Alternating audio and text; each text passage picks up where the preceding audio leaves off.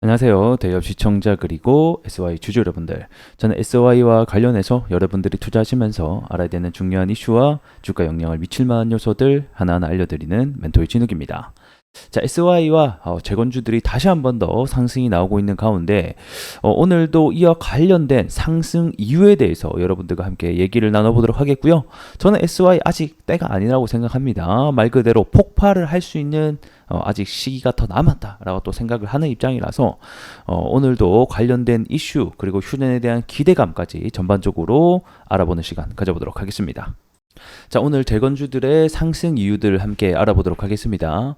제가 이틀 전에 영상을 통해서 여러분들에게 현재 우크라이나 외교장관이 중국을 방문해 있다. 그래서 26일 내일까지죠. 아마 관련된 또 내용들이 나올 수 있기 때문에 잘 눈여겨봐야 된다고 설명드렸는데 해당 관련된 내용이 오늘 좀 나왔다라고 보시면 될 것 같습니다.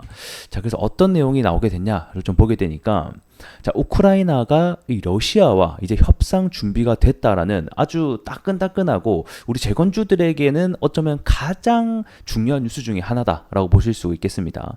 사실 지금까지 이 우크라이나가 러시아와 직접적으로 뭐 협상을 하겠다라고 밝힌 것이 거의 이번이 처음이다라고 봐도 될 정도로 지금까지는 러시아가 군대 철수하거나 이 땅을 돌려주기 전까지는 협상은 없다라고 이런 입장을 펼쳤었는데 이 최근에 이 트럼프가 당선이 될 것 같고 무엇보다 트럼프가 무기 지원 의지하지 않고 그에 따라서 좀 불합리한 이런 전쟁을 종식할까봐 미리 우크라이나가 이제 선점을 나서는 행동들을 취하고 있죠. 그래서 이번 우크라이나 외무장관이 중국을 방문을 해서 중국에게 아무래도 중국이 이 러시아와 우방 국가고 그리고 이 중재국 역할을 또 할 수 있기 때문에 나 러시아와 직접적으로 좀 대화하고 싶고 협상하고 싶다 이렇게 뜻을 밝혔고 그 중국이 이번 발표를 통해서 우크라이나가 러시아와 대화 협상의 물꼬를 틀 수 있는 말들을 했다라고 하면서 이러한 종전에 대한 기대감을 한층 불어넣는 발언들을 했다라고 보시면 될 것 같습니다. 그래서 내용을 보게 되면 3년째 전쟁 중인 이 러시아와 직접적인 대화 협상에 나설 준비가 되었다라는 뜻을 밝혔다라고 보시면 될 것 같고 이렇게 중국 외교부가 이런 우크라이나 말을 대신 입장을 좀 전했다라고 합니다.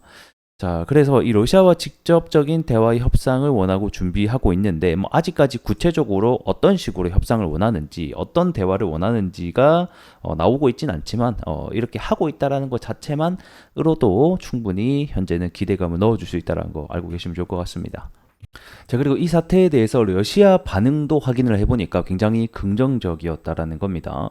우리도 역시 너희와 협상하길 원한다. 거부한 적 우리는 없다. 이렇게 발표하면서 하지만 이 세부상 너희가 원하는 협상 조건이 뭔지는 좀 지켜보겠다라는 좀 입장을 보였다라고 합니다. 그래서 현재는 이 전쟁을 하고 있는 양 당사자 모두가 좀 전쟁에 대한 종식을 원하고 있다 보니까 뭐 세부 사항이 어떻게 될지 협상이 어떻게 될지는 우리가 잘 모르겠지만 어쨌든 간에 이러한 전쟁에 대한 기대감이 한층 더 계속해서 좀 늘어나고 있는 상황이다라고 보시면 될 것 같아요.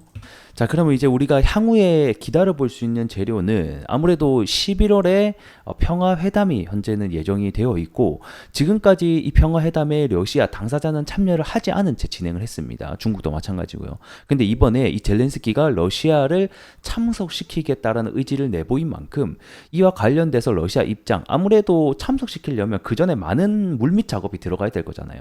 그러다 보니까 이러한 작업 행위가 내용들이 11월 전까지 계속 기사화가 지속적으로 나올 가능성이 전 높다라고 좀 보고 있습니다. 그래서 단기적으로 단발성으로 이번엔 끝나기보다는 이 트럼프 미국 대선과 맞물려서 이러한 행동들이 지속적으로 이루어질 가능성에 대해서 우리가 좀 염두를 해봐야 된다. 이렇게 설명을 드리겠습니다. 자, 차트 함께 보도록 하겠습니다. 오늘 시가에 8% 뜨고 나서 뭐 크게 고가 돌파는 하지 못한 채 좀 밀리고 있습니다. 현재는 장중이고요. 그래서 이쪽에 있는 매물대를 한 차례 또 저항을 받고 내려가는 모습을 확인해 볼 수가 있는데 제가 어제 설명을 드렸을 때 이 SY 같은 경우에는 박스권을 그리면서 파동을 3개를 그리면서 올라간다라고 설명드렸죠.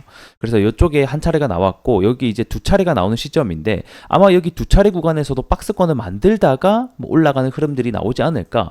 왜냐하면 과거에서도 그런 식으로 올라갔었거든요. 그래서 과거의 어떤 흐름들을 보게 되면 이쪽에서 작은 박스권 그리면서 올라가고 그리고 이쪽에서도 마찬가지로 어떤 흐름들이 나왔다. 여기서도 사실 마찬가지죠. 그래서 이런 흐름 흐름들이 만들면서 올라가기 때문에 우리 SY는 일자로 올라가기보다는 박스권을 만들면서 올라가더라. 그래서 아직까지는 이 박스권 안에서의 어떤 흐름들을 보여주고 있기 때문에 좀 기다려 봐야 되는 때다라고 보시면 될 것 같고요. 그리고 오늘 재건주의 대장 역할을 하고 있는 게 현대 에버다임입니다. 26% 정도의 상승을 보여주고 있고, 이 재건주 그리고 이 테마주의 특징 중에 하나가 뭐냐면 대장을 돌아가면서 한다라는 거예요. 맨 처음에는 우리 자회사인 SY 스틸텍이 대장 역할을 했었죠. 그 전에는 당연히 SY가 또 대장 역할을 했고요.